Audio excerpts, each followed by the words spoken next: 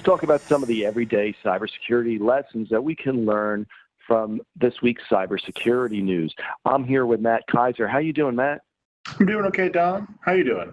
Let's first talk about a story about Apache Guacamole. What in the world is Apache Guacamole? Apache Guacamole is software that lets you remotely connect to a machine or machines without having to install anything besides the web browser you've probably already got in your machine.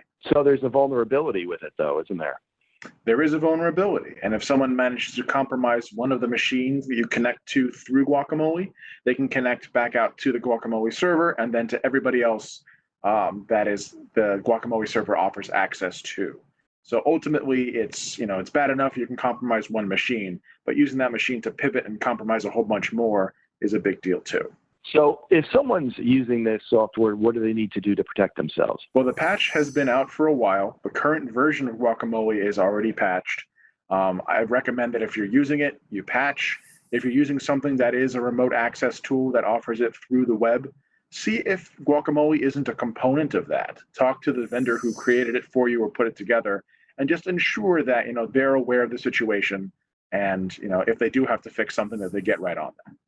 There's also a story out there about some apps on the Google Play Store that have been removed. Tell me about that. Why were they removed?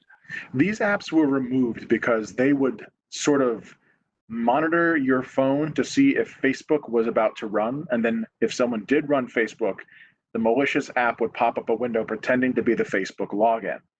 In that way, they would trick users into entering their Facebook credentials, which the apps would then abuse and post things to people's accounts on their behalf and things like that.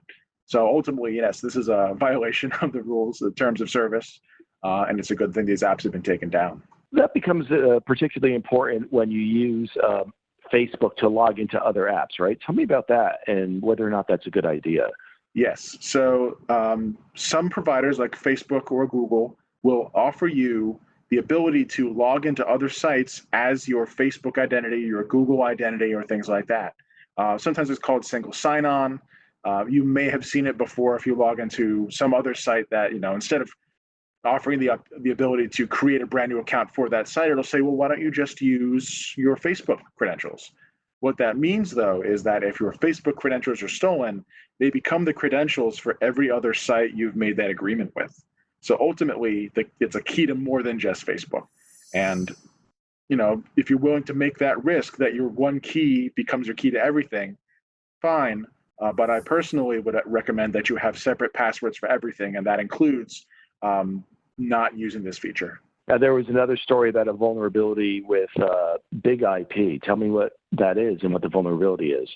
Sure. So BigIP is a company that makes network hardware, things like load balancers that you might run if you run a website or some sort of large internet-facing infrastructure for customers. They have a management interface on them, and it turns out that a vulnerability was found that allows someone to remotely execute code on one of these management interfaces. This is bad. But ultimately, the thing to also know about it is that you would have had to configure your BigIP appliance to expose this admin interface directly to the internet, which is generally a bad practice.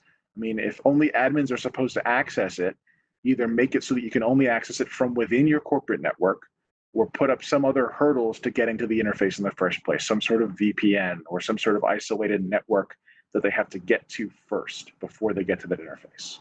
Thanks for that great advice, Matt.